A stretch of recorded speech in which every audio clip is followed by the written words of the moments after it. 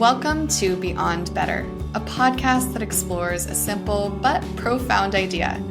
We all deserve to live lives we love, and that includes our work lives too. I'm your host, Stacey Ennis, an author, book coach, speaker, and long-time location-independent entrepreneur living in Portugal with my family of 4. Join me as I talk business, location independence, writing, publishing, and so much more, all focused on building a life that is beyond better. Welcome. I am so excited this week to get to talk about a couple things I love having conversations about science writing, about decision making, and this week's guest is the perfect person to talk to about this. I saw her on stage at Web Summit. That's where I first met her. And when I heard her talk, I thought I have to connect with her after because she just showed up with such clarity of just how she presented her ideas, really authentic. And I knew that I needed to share her work, her ideas, and her voice with you. Now, one thing I want to say before I delve into this topic of science writing is, if you've been following my work or listening to this podcast for any length of time, you know that I actually started my work in the world of science writing. So I have a real love and passion for really doing your research and deeply understanding the work that you're putting out into the world. I spent the first part of my career at a scientific journal, worked with a Nobel Prize winner in medicine for 4 years as his ghostwriter, and spent a lot of time learning how to do primary research, really think critically, and then digest that information and share that with other people, which I think is actually the hardest part of all of this, taking in a lot of information and then communicating it really, really clearly, which is what this week's guest is an expert at. So I'm excited to introduce you to Alex O'Brien. She is a science writer and professional poker player. Her work has appeared in publications such as The Guardian, BBC, New Scientist, and The Times. She is an advocate for early critical thinking and thus works closely with educational institutions to help guide future generations into asking the right questions to then make smarter and wiser decisions for themselves. Her first book, The Truth Detective, is a nonfiction science book on how to think like a poker player. Alex, welcome. I'm so glad to have you here. Oh, it's super to be here. And also, I just found out that you're a science writer as well. So I'm very excited about this conversation. Thanks for having me. I would love to hear a bit about your background because you have a really unique, I think just the way that you live your life and the work that you do. You're a science writer, you're a poker player. Can you tell me a little bit about what led you into these two areas of interest and also in this kind of intersection of decision making and how those pieces connect? Yeah, sure. I have to say, I didn't start off as a science writer. So I came into the profession via a previous career in creative advertising. And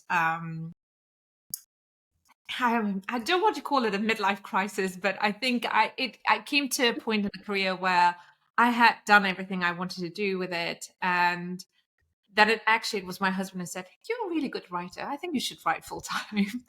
The problem was at school as a young teenager, I was always told that I wasn't any good at writing.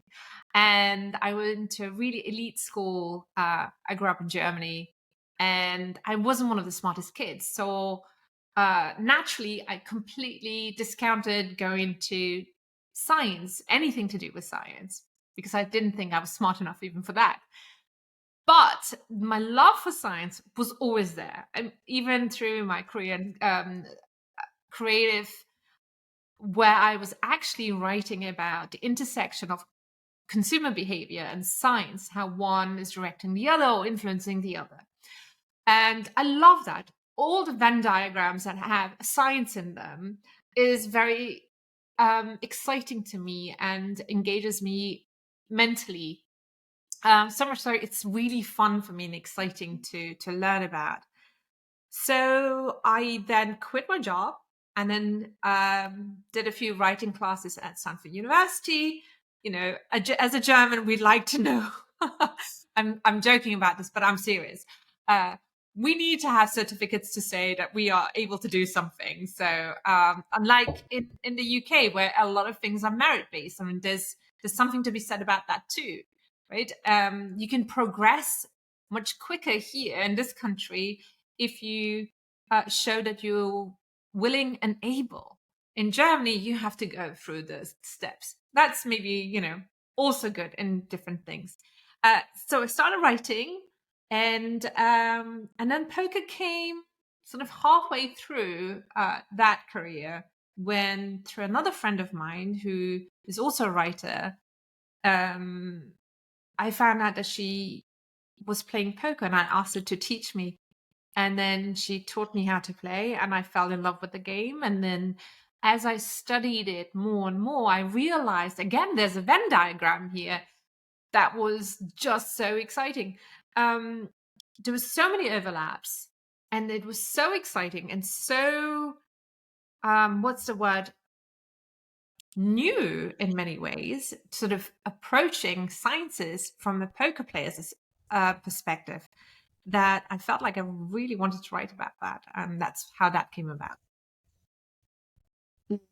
I love so much of your story, and I'm going to come for sure back around to poker, but I'd love to talk a little bit about your self-perception as, not a writer, and just also that part of you that was like, oh, I wasn't like the most successful academic person at this elite school. That really resonates with me. I never considered myself to be good at science. It was, in fact, I discovered a loophole in the US education system that I only had to take 2 years of science in high school. And I was like, done. Okay, I'm not taking any more science.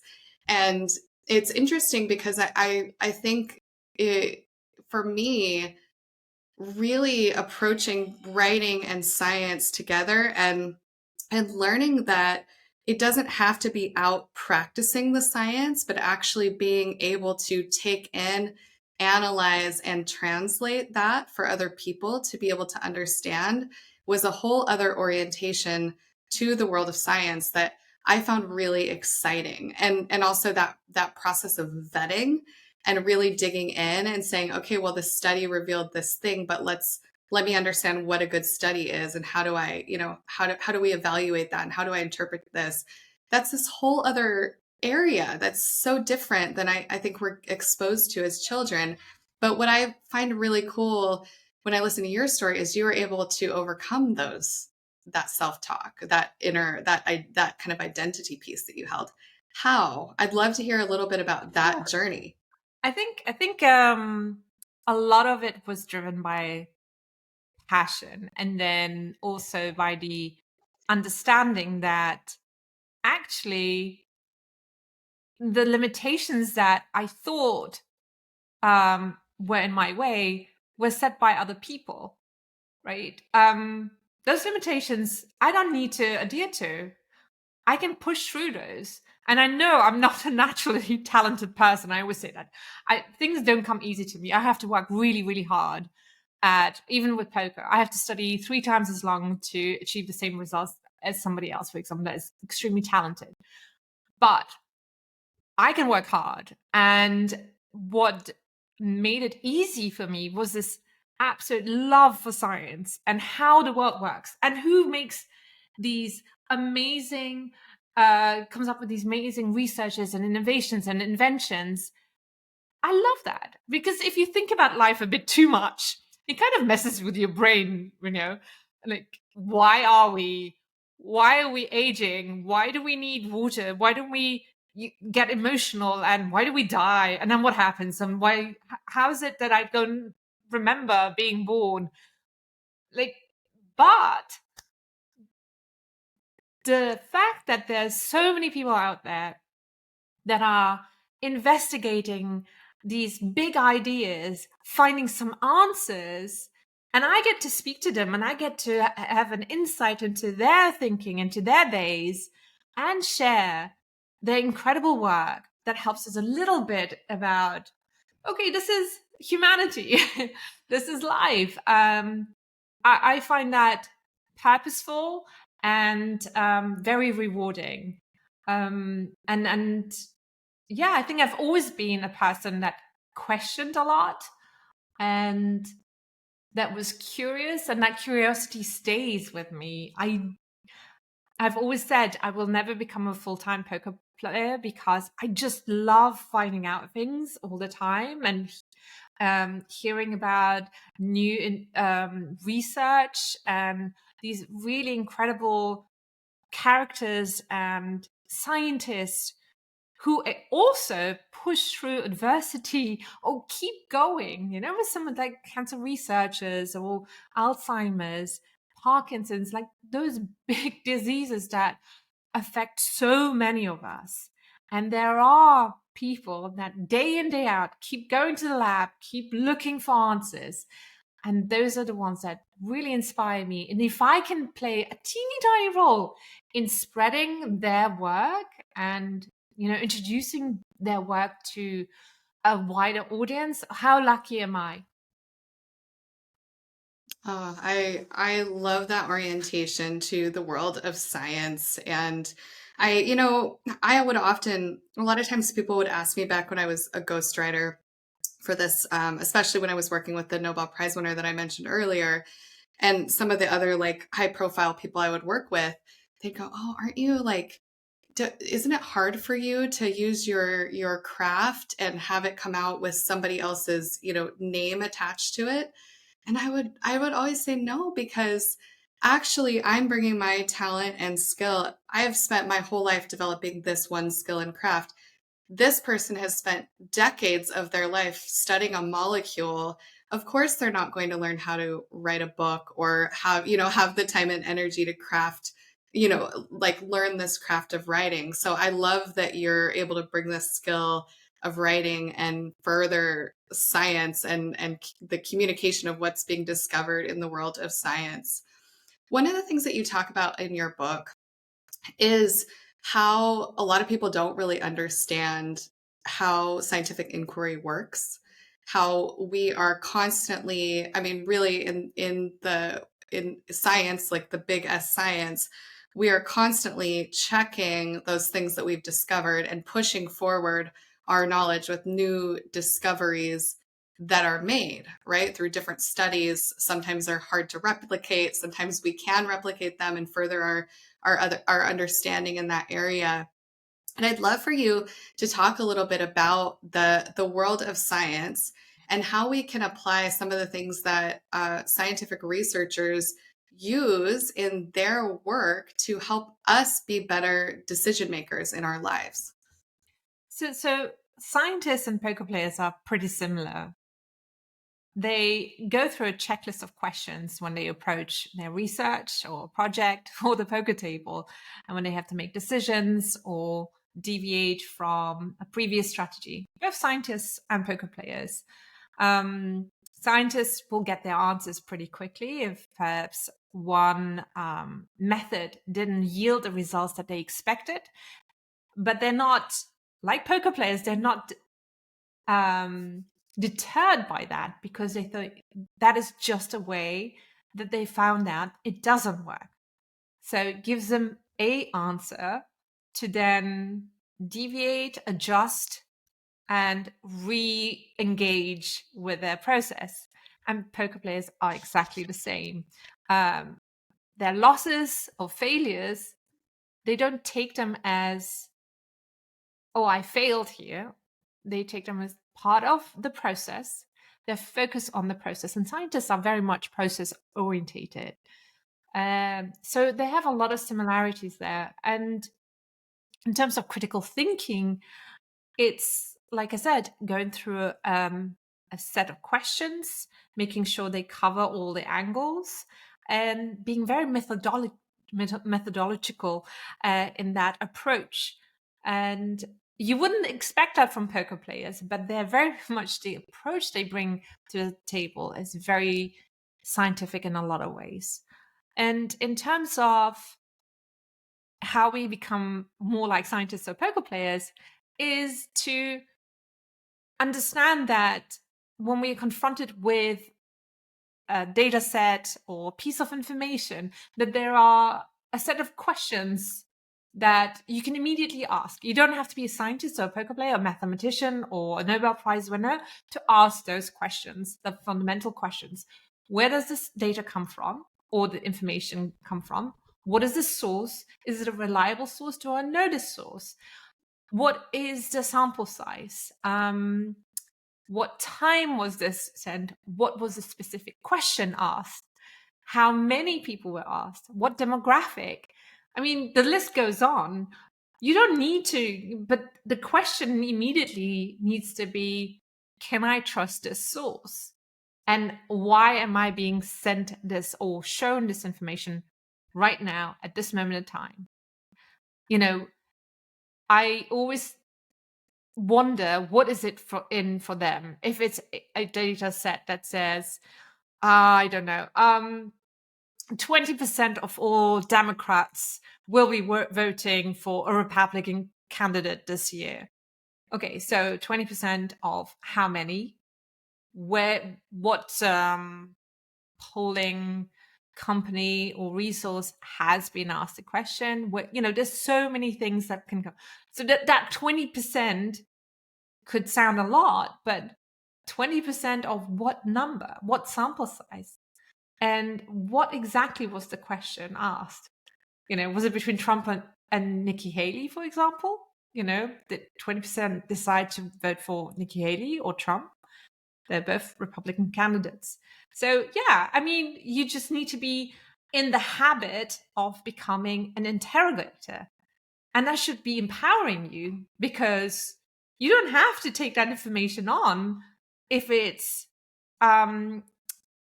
not a sincere or an accurate data set or information. I think one of the things that, I mean, what I hear you advocating for, and certainly I even said it in your bio, is really critical thinking. And we live in a time where so much of that, I think we don't even realize that we're outsourcing a lot of the time, rather than really taking in something and doing those checks of all of these questions and so many more. I think of being able to evaluate something that's of importance to us.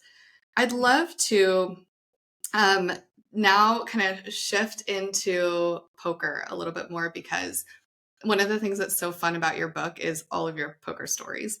There's so many high stakes moments that you've experienced, and certainly, I'm sure, since publishing the book, and I know you're about to go into a poker period here pretty soon. I'd love for you to just take us kind of maybe into a specific story, or just kind of a general kind of moment at the poker table. And what are some of the things that you do in the moment or in a game to help you with your decision making? One of the things that I think is so fascinating about poker that I didn't realize before reading your book is how strategic it is and how much skill goes into it. So I'd love to hear a bit from you on how do you make decisions and win at the poker table? Well, it depends, like in any strategic game, it depends a lot on the setup. So the setup could be just one table, and your aim is to come up as the winner of that one table, or it's just with another player, or it's a big tournament where you play against thousands. Like in the World Series, the main event sees over 10,000 players each year, and you have to beat every single one of them. So your strategy changes depending on a number of variables. Overall, my attitude is to prepare, but to make sure that I'm physically and mentally in the best position to endure. And I use the word endure because it is an endurance test, sitting at a table for at least 12 to 14 hours per day. If it's a tournament, it is played over several days. And you have to be in the best physical condition to make sure that you're making sound, smart decisions, because every hand is a puzzle. And the way I describe poker is that it's this multi-dimensional, highly cerebral puzzle game. And each hand is a puzzle that you are playing with 1, 2, or 3 more players as you progress.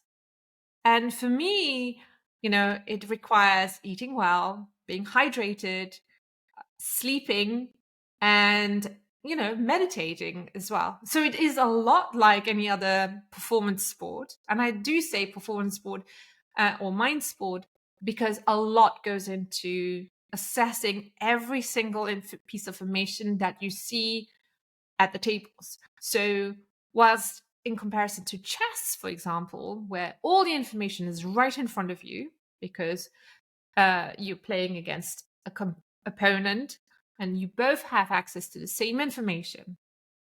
Whereas in poker, you don't. You only know the cards that you're holding and the community cards that fall on the board.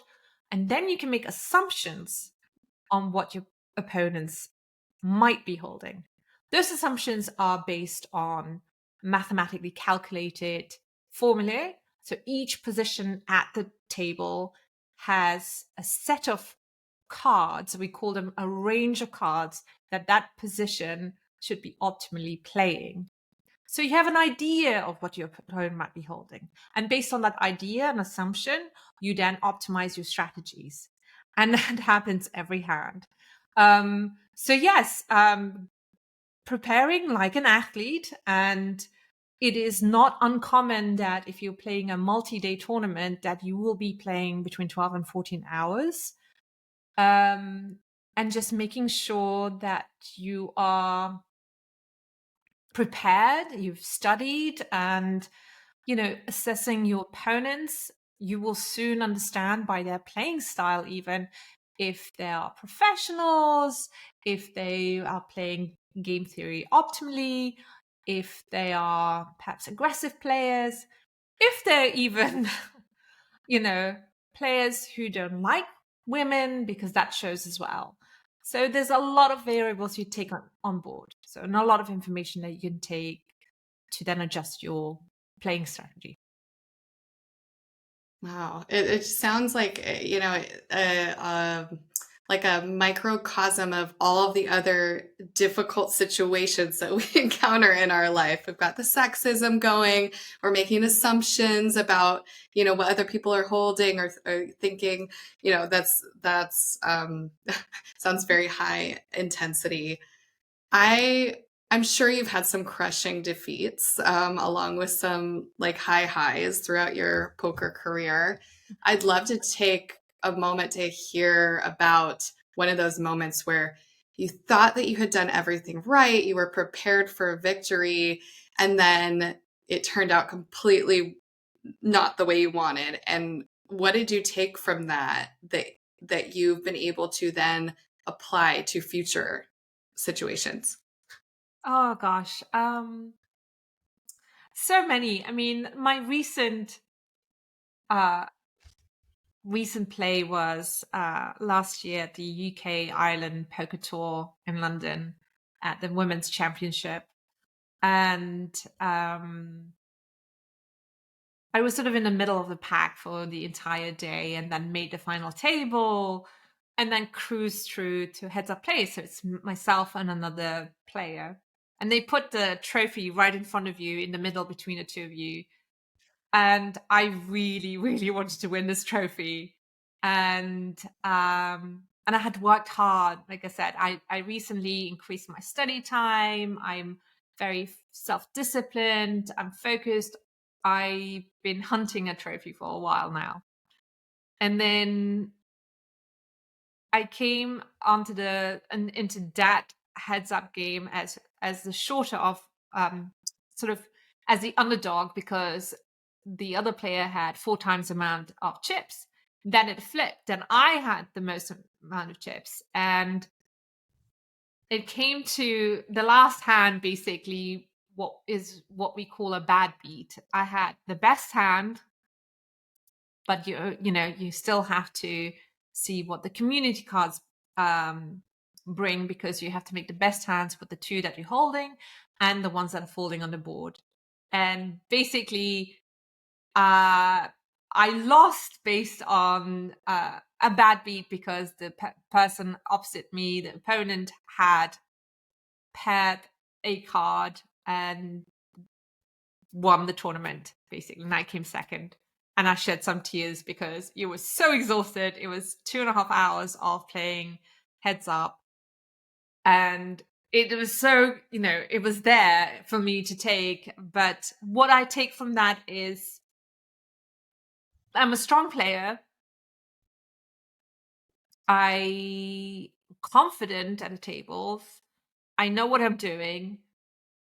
A win is coming. So it felt really emotional at the time because I thought, wow, today is the day I'm getting this. And then even when we in the final hand, when we go all in and I see that I'm ahead, uh, and then you get crushed.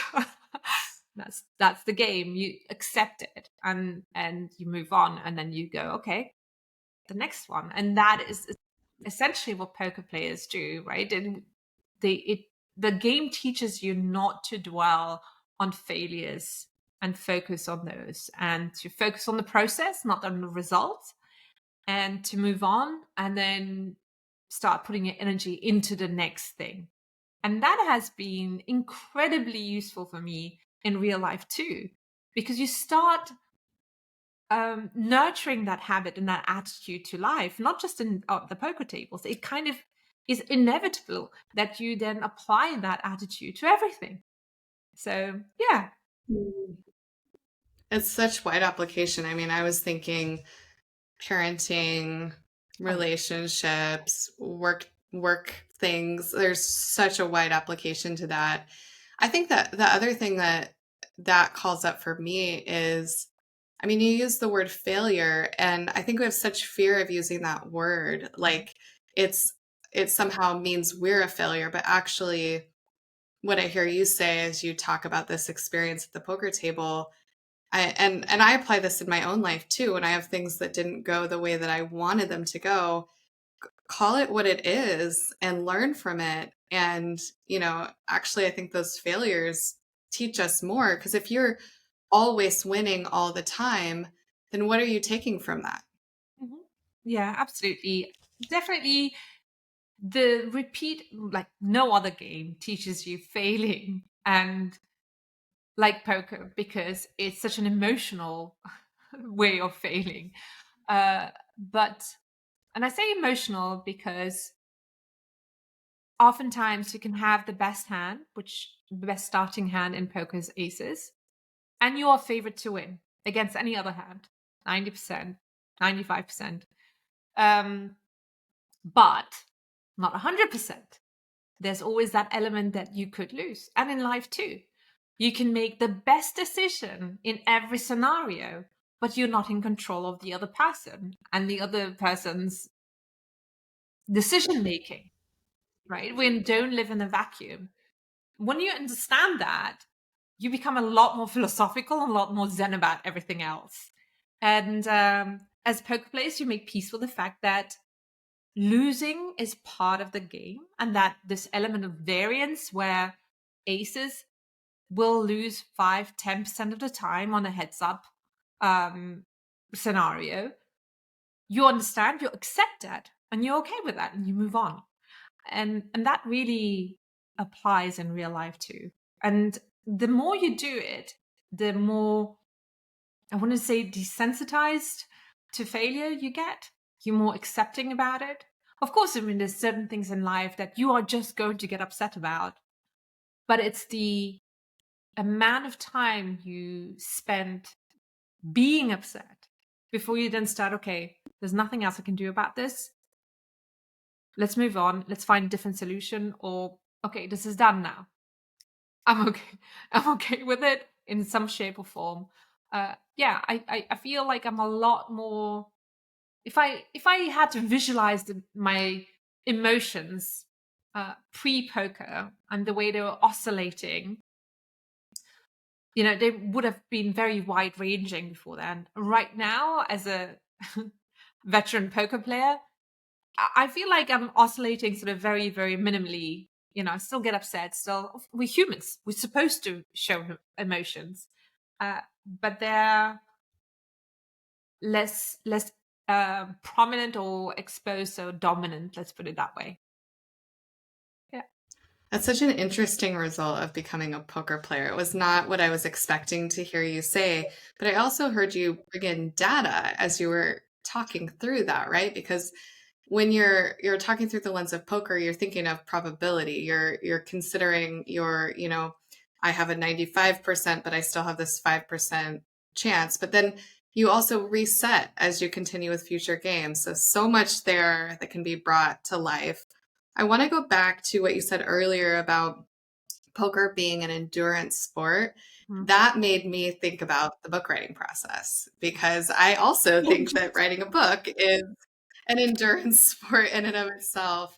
I want to hear about your process and particularly I'd love to hear coming from I'm not a writer to I'm a science writer to now I'm an author. Mhm. Talk to me about that journey and what it was like writing your first book. I'd love to hear, especially if you had any roadblocks or challenges that you had to overcome while you were writing this book and revising it. So I think what helped me through the writing process is, again, they always say write what you know, because you are going to have roadblocks and you're going to have days where you're staring at a blank page or staring at a paragraph. Like me, one day I was staring at a paragraph for 8 hours and just didn't know how to fix it. And I always say, women Yes, give up that's in that trust time. me. But what will pull you through those days and those times where you just don't have it in you is an absolute love for the topic that you're writing about. Like, pick something that you will not get bored about. You will be still excited about to write. Be curious, stay curious whilst you're writing about it. Especially with science writing. It's about finding information, finding about data, characters, storylines, historic events that will help bolster your thesis. And for me, every day I was finding new things, right? And it was like, wow, this is amazing. I can't wait to write about that. Um, what pushed me through the 4 years of writing, thanks COVID, because there was just I couldn't write through COVID, and I had to call my publisher, and I said, I'm missing this deadline. I have an 8-year-old. My husband has locked himself in the dining room. He's on negotiation deals. I'm single parenting. And she basically said, don't worry about it. I've been waiting for books as old as my children. You will not do your best work if your mind is not in it. Don't worry about it. Best publisher ever. Profile Books. And so that's why it took so long. But it also took so long because I did a lot of research. Because what slowed me down was an utter fear, that kind of fear of failing. Because on one side, I'm writing a science book, and I needed to make sure that all the data and the science that I put in the book was accurate. Because that's the whole point, right? Be right, be truthful, be accurate. And then on the other side, I had the poker community, because I'm also writing a sort of poker book and championing both fields, doing both fields justice, was really terrifying. So I had lots of readers pre-publication, and I had no ego when it came to writing this book. And I think you need to, when you're writing anything, take out the ego. If there's people that you value their opinion of, that are editors or other writers that you cherish and admire their writing of, and they have something that maybe jars or is not aligned with your view or what you've written, think about it. Don't reject it. Think about it, and don't fight it because you're too precious about your writing. I found my writing has greatly improved by seeking advice and listening to people who had comments and taken on the advice, cutting out the darlings and repositioning and restructuring the book. It is the book that it is now. I'm really proud of, because yes, I wrote the books, but I had a lot of help, and I sought out the people I sent chapters to editors that I greatly admire. I sent it to poker players and can you make sure I'm not making a fool out of myself? Is this accurate? So it took a long time, but I'm glad I did that because it's also book one. So, you only have, I always, in my head, you have one chance to set the scene. So make sure that the first book you're putting out there um, isn't littered with false sorts or faulty data or using wrong terminology. I don't know. You know what I mean? So I was really focused on being accurate and also finding stories. I love reading books that have historic events in them. So I would dig deep into newspaper archives online and at the British Library and find the stories and write them up. And they brought real color into the book that could otherwise end up pretty dull. So yeah, I don't know if I I love that told you collaborative. yeah. So the process is hard, but focus is again passion. You know. Hmm. There's so much collaboration in what you just shared. And on a little side note, I'm so jealous that you can just go to the British Library whenever you want. I was just in London a couple of weeks ago, and I always try to stop in there when I'm in town because it just makes my heart so happy to be in that space with all those books. So Oh, that's pretty yeah. cool that you have You should access to also that. try the London Library. The London Library, not many people know about. It's I want to say St James's Square, and it's beautiful as well. And they have some originals that you can actually pick up, and Shakespeare books, original Shakespeare books. What? They can read, yeah, yeah. If you're a member, you get access to some of the really pristine, precious books. Um, yeah, that's a good one too. Very expensive membership though. Rightly so. Super expensive. Can't afford That it. sounds amazing. I'm gonna definitely add that. Maybe I'll have to grab one of my London friends to come. Let's Oh, we let's can use your do your membership. you should just let me know. We'll go together.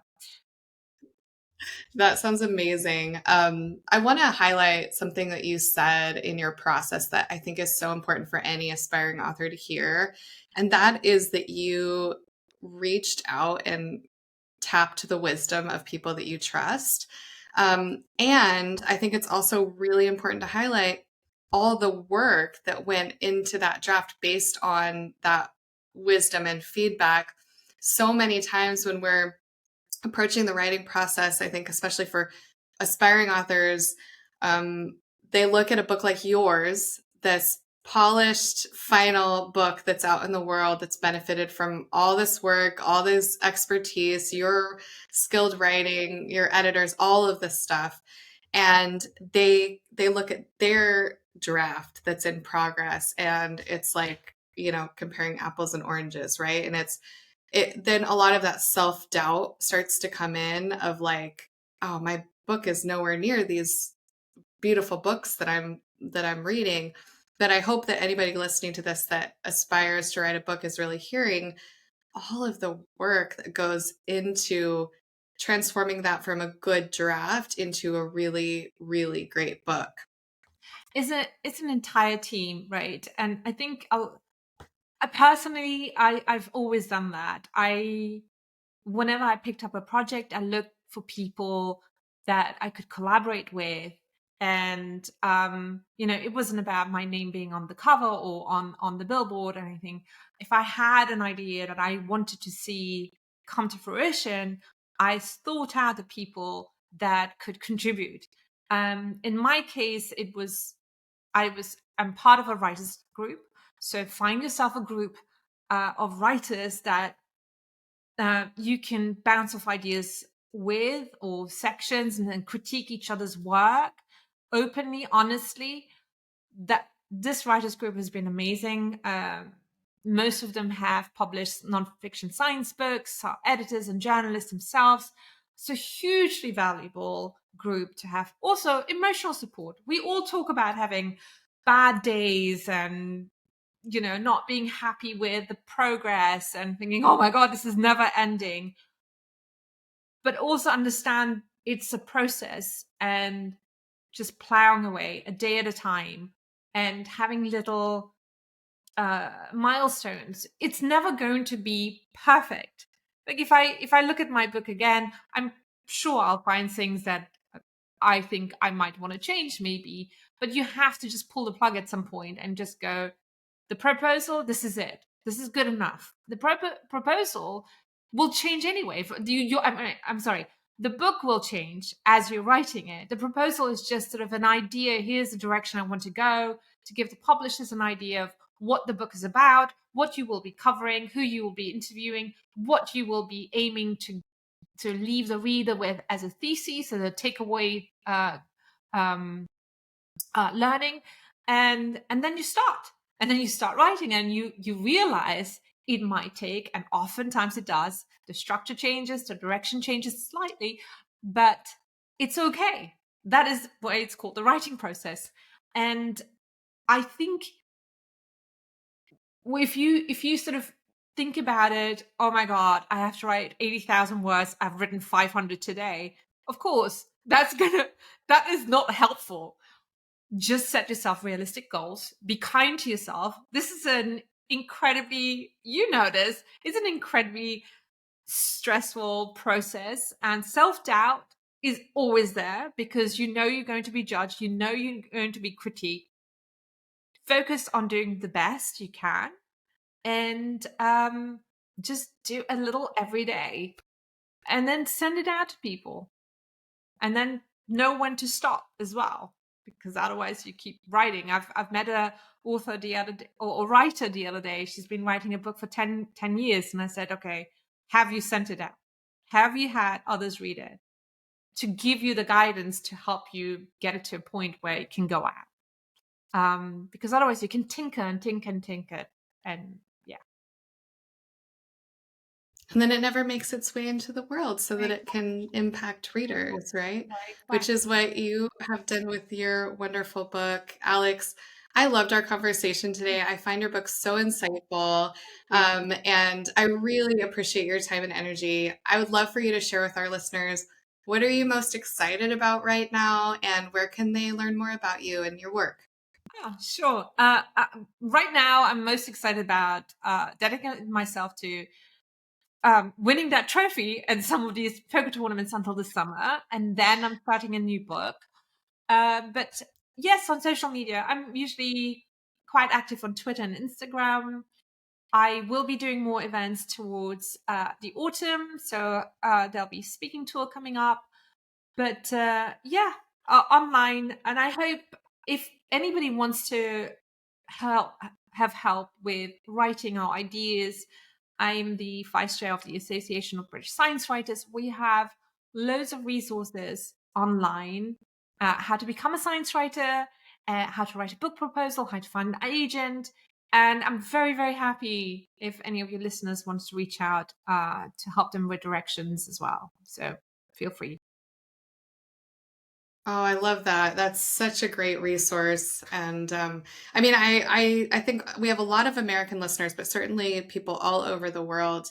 And one of the things that I have really enjoyed about growing my community in London, because I go there every 3 months or so, is the literary world there is so rich. And I think just because it's such a condensed city, like there's so much kind of happening in a pretty small area. There's so much to offer in all of the different resources within the kind of, I would say, like British literary ecosystem. And I love that you have this specific area for science writing. And it is such a I feel that my foundation in science writing has helped me in everything in my life, even in like making medical decisions for my kids, just being able to really thoughtfully approach different decisions and really analyze things. So I love that. Thank you, Alex, for that resource. And thank you for your time and energy and just sharing your Thank story and you. passion. Oh, absolutely. This Thank was you a for lot of making fun. me talk about myself and poker. So anytime. Thank you. Now I need to go play a hand. It's been only, what, like probably 20 years since I've tried to play poker, but one of these days I'll have to pick it up again. But thank you, Alex, for joining me. And thank you to you, our listener, our viewer, for joining us today. I hope you got so much out of this interview, and I really recommend Alex's book. It's so interesting and really helps you think about how you make decisions in your everyday life, how you think critically. And also, I just found the whole poker, all of the things so fascinating. And I know you will too. We'll be sure to link to her social media, her website, and her book in today's show notes. Thank you, of course, to Rita Dominguez, who produces this fine podcast. And I will be back with you before you know it.